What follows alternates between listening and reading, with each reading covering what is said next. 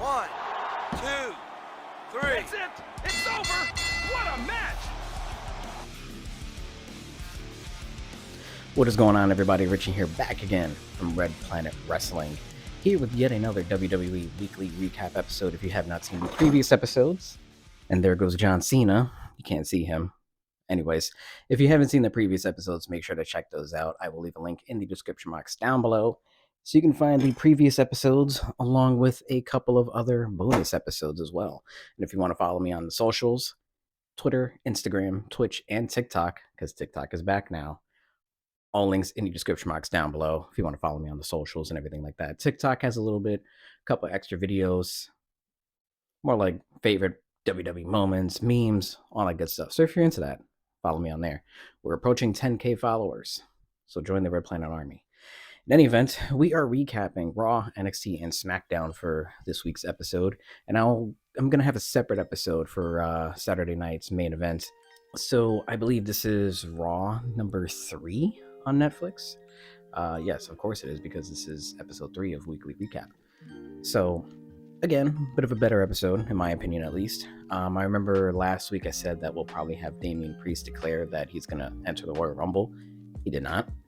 So he's now on SmackDown, but we'll get to that a little bit later in the SmackDown portion of this video. We're focusing specifically on Raw as of right now. I enjoyed this episode quite a bit. It ended early again. They had Lyra Valkyria also advertised, but it was just like a video package, which was kind of lame, but whatever. Again, the show ending early. You have that extra 30 minutes. You could definitely do something, but I digress. You don't want to do anything with the women. Who cares? Fine. It is what it is. I'm a little bit hyped today. Had my coffee, feeling good. So one of my biggest takeaways for Raw this past Monday was the Jey Uso Gunther segment. They had Jey look strong because, you want to make him look like a formidable opponent against Gunther heading into Saturday night main event. Is he going to win? Probably not. And that's fine.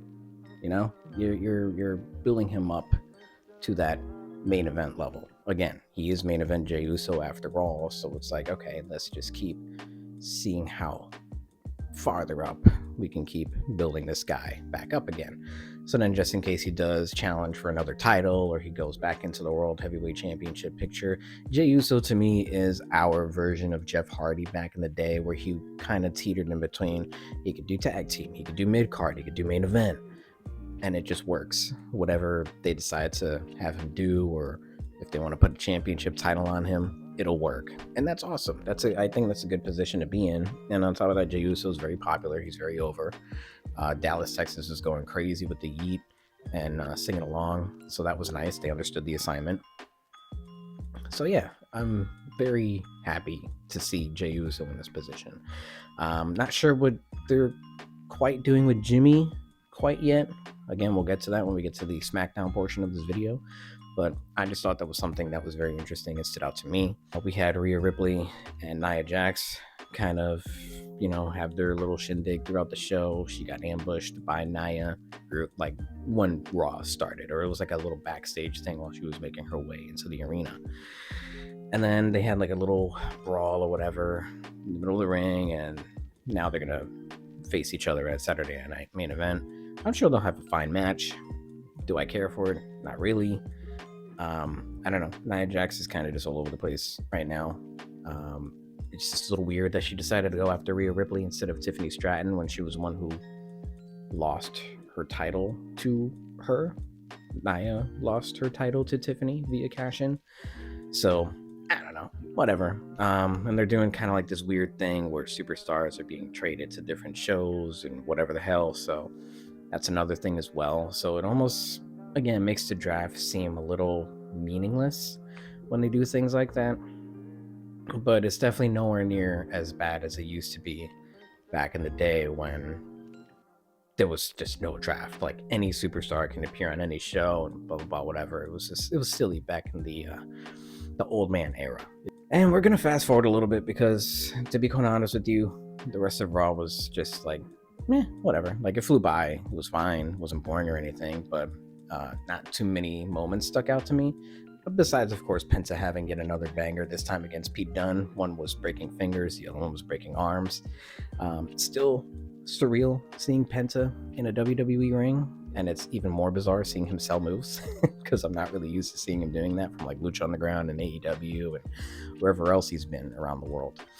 But this man it's like week 2 and he's already massively over, which is pretty insane. In a world where WWE has always been looking for the next Rey Mysterio or the next big lucha superstar, so many trial and error points. You had Sin Cara, Kalisto. I hate to throw shit to Dragon Lee, but I mean, I know he's out, he just had a baby, but I feel like as far as organically, Penta is really just connecting with the crowd like immediately. That San Jose, California debut did them wondrous favors because it was such a large Hispanic community. His merch is incredible. The masks are like on back order, which is awesome too. So shoot, like this man is making his money. He's securing the bag already in WWE. So, you know, kudos to him. I'm interested to see where else they go with Penta if they decide to, you know, obviously they're going to keep building him up for a number of weeks or whatever before they give him like, you know, like a singles match or like a PLE or whatever. Do they throw him in the mid card first? Do they wait and see if Rey Fenix comes through and signs with WWE? Do they form that tag team again immediately? Because if they do, and then if they win tag team gold, they're probably among the many few tag teams that have been just dripped in gold. One of the most like decorated tag teams of all time. So we're gonna head to the main event now, which is Drew McIntyre versus Seth Rollins. These guys, they never miss. I really enjoyed this encounter a lot. I think it was definitely better than their WrestleMania one, simply because Seth Rollins was a little bit limited. I mean, I know he said in Chris Van Vliet's interview that his leg was pretty much like fine up to that point or whatever. But I mean, let's be real. I'm pretty sure he was banged up or limited in certain things that they could do. That's why that match was like a million miles per hour. But this one was better paced. They were able to do more. And then the finish protected both of them. You know, Drew was he was pretty much dominating Seth Rollins towards the end. And, you know, he got a little lackadaisical, if you will. And Seth Rollins caught him by surprise, got him with the jackknife cover, was able to put his weight on Drew.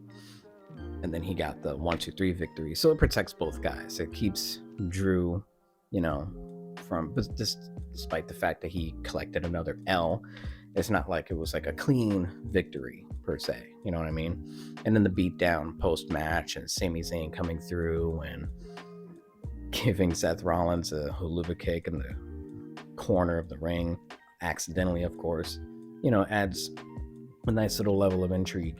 And then now it's gonna make Seth Rollins question like where Sami Zayn lays and stuff like that, because then they had a conversation with Kevin Owens earlier in the show where Kevin was like, you have my back, right? You're gonna help me win the title at Royal Rumble against Cody? And Sami's kind of just there. So layers to storytelling. I like it. NXT, not really much to see here in my opinion. Tony D'Angelo retained his title. I'm drawing a blank on Homegirl's name, but she pretty much screwed over Ridge Holland. So kind of interested to see where that goes. If they go, I don't think they're going to necessarily turn Tony D'Angelo heel, but I think there's something going on there. And I don't know if maybe it was like a secret ploy and then, you know, she turns her back on Tony D'Angelo and then Ridge Holland wins the North American Championship. I don't know how long they're going to keep Ridge Holland in NXT for as well. But, you know, he's doing his thing there. So, you know, there's no need to bring him to the main roster at this point, especially since they don't have, you know, Pete Dunne or Ridge Holland or Sheamus, you know, running it together anymore. That's a thing of the past. So I don't know, maybe he's just there to kind of revitalize his career, sort of like a Baron Corbin or whatever. So, you know, he's doing good work. He's getting, you know, heel heat, all that good stuff. Lexis King also retained his Heritage Cup. Is it a championship? Whatever. He retained that big giant Stanley Cup looking thing.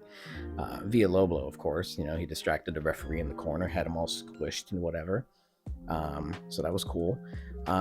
Speaking of that match, that particular match, as well as like the tag team match later on, I thought Corey Graves, now that he's back in NXT or doing commentary, I don't really know what the situation with that is either, so whatever.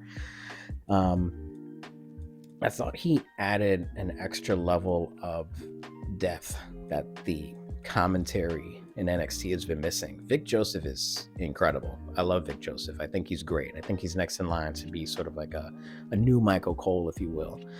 Booker T is very distracting, and I cannot stand him on commentary. I've said that time and time again since the early shucky ducky quack quack days of like 2010, 2011, 2012, when he was doing commentary back then. I've never thought Booker T added anything to commentary, and I'll continue to slander because I still think he sucks, but anyways, this is not a Booker T rant by any means necessary. But I thought Corey Graves, hearing him back like in NXT was pretty cool in my opinion. Kind of sucks to hear if the reports on the dirt sheets are true, that he was upset about the NXT move and whatnot. Again, not too sure what's going on with that, but I thought Corey Graves was a much needed addition to that commentary team. I thought him and Vic Joseph played well together. Booker T kind of played a little bit of like a backseat in my opinion. So hopefully, I wouldn't mind Corey staying in NXT for a little bit. I understand why he would be frustrated with the whole like Pat McAfee situation and him and Michael Cole running it back, and then I think Wade Barrett on SmackDown with, I'm drawing a blank on that new guy's name, the ESPN guy. So yeah, sorry Corey, but I think you're needed in NXT. I thought you did freaking awesome. You'll never see this, but thank you for coming back. You did a great job. And then, of course, we had Obafemi versus Eddie Thorpe. I don't know why I grabbed my coffee. I didn't even take a sip of it at all. Fine match. NXT is definitely lacking in terms of the men's division as far as stars, people to feed into the main event scene, especially for Obafemi. And this is such a dominant guy, So it's like you can't really feed him too many people and then have him squash like established stars. But at the same time, when you start bringing in guys like an Eddie Thorpe, which nothing against Eddie Thorpe, but he hasn't really been built up to that main event caliber quite yet. And you can't feed him Ethan Page because Ethan Page is a heel, and technically Obafemi is too, even though the crowd loves him because he's freaking awesome. Yeah, just something's got to give. So, like I said, I'm sticking to my guns as far as this being Trick Williams' sort of last hurrah in NXT. I think after Stand and Deliver, they'll probably run Obafemi versus Trick Williams for Stand and Deliver during WrestleMania weekend. Obafemi will retain, and then Trick Williams is going to say bye to the NXT crowd, and then he'll make his way up to either Raw or SmackDown. So, I'm going to stick to my prediction on that as far as that goes. So, expect to see this feud carry on for like the next, what are we now, like almost in February, well, like the next 2 months or so, which I don't have a problem with. And they're kind of doing the whole thing with Trick and Wesley, so at least that kind of gives him something to do other than trying to chase the NXT championship again, so that way it's not like being shoved down our throats. It's like, oh, Trick Williams again, he's got this other problem as well. So it's good to have your main eventers or superstars intertwined in different storylines and involved with other heels or faces. It's good, you're not just like, all right, one-on-one for X amount of weeks or months or whatever, because people are going to get bored and tired of that, and wrestling fans are fickle, to quote Daniel Bryan. And lastly, but certainly not least, we had SmackDown. Damian Priest is now on SmackDown. Mentioned it earlier in the episode that I had said last week that Damian was probably going to be like, oh yeah, now that I'm done with Finn Balor, I'm going to declare for the Royal Rumble. He did not. Ended up facing Carmelo Hayes. Decent match. Whatever. Cody Rhodes came out, said X, Y, and Z about Kevin Owens, yada, yada. Kevin Owens, I like that he just changes shirts. I think it's funny. Like, he faced Jimmy Uso like towards the end of the show and had a Naomi shirt, but earlier in the night when he was just berating Matthew McConaughey, who was sitting by ringside, who's a massive like wrestling mark, Kevin Owens is just berating him or whatever. And then Jimmy Uso came out and he was like, "You talk too much." So he gave Matthew from Botchamania another piece of material to work with. Earlier that night, he had a Sami Zayn Forever shirt, like the Jackass Forever shirt that they released, which I want to try and find that shirt. And then the other week before, he had like the son of an electrician or whatever the hell. Kevin Owens is awesome. He's freaking hilarious. I love that he's back in like the heel role because he can kind of do whatever he wants and gets away with it. I feel like there's very few heels that can like do stuff like that. So kudos to Kevin. And then, Kevin Owens and Cody Rhodes beat the crap out of each other or whatever. Earlier in the night, they had like a couple of like the mainstays of the women division coming out. Liv Morgan was, flapping her gums and was saying that Raquel Rodriguez is going to help her win the Royal Rumble. And then brawl ensued. Liv Morgan got a pinfall victory over Bianca Belair, which is interesting, Liv Morgan has racked up quite the number of wins these last couple of months, or I'd say even a year. So she's not going anywhere as far as like the main event scene goes, which is good, because you just need to keep establishing like the women's divisions and stuff like that. And now that we have the mid-card titles, we're just building even more women for the main roster. I'm going to stand by what I said either last episode or the first episode, that NXT has the best women's division. If not in WWE, probably in any promotion. I'm just saying. So that was Raw, NXT, and SmackDown. Pretty okay episodes. Those are like my standout moments from all three episodes. If you guys agree or disagree, let me know in the comment section down below. Are you looking forward to Saturday Night Main Event? I wanted to make this one a quick episode, even though we're approaching 20 minutes. So yeah. Anyways, if you made it this far, make sure to hit that like button. It helps a lot. Feeds it into the algorithm. Gets other people to watch. All that good stuff. Subscribe if you're new. Turn on the notification icon so you never miss an upload or a possible live stream. I don't know. Check the description box down below. As I mentioned earlier in the episode, you can find the link to the playlist for the previous episodes and bonus episodes that I've done of WWE Weekly Recap. And if you want to follow me on the socials, I talk about Raw, NXT, and SmackDown on Twitter. Follow me on there. TikTok, since that's back, I put up memes and my favorite moments and a couple other different stuff. So if you want to follow me on there as well, we're approaching 10K followers. And Instagram and Twitch also down in the description box down below. But of course, more importantly, like, favorite, share, comment, subscribe, turn on notifications, all that good stuff. And I will see you all in the next video where we talk about Saturday night's main event.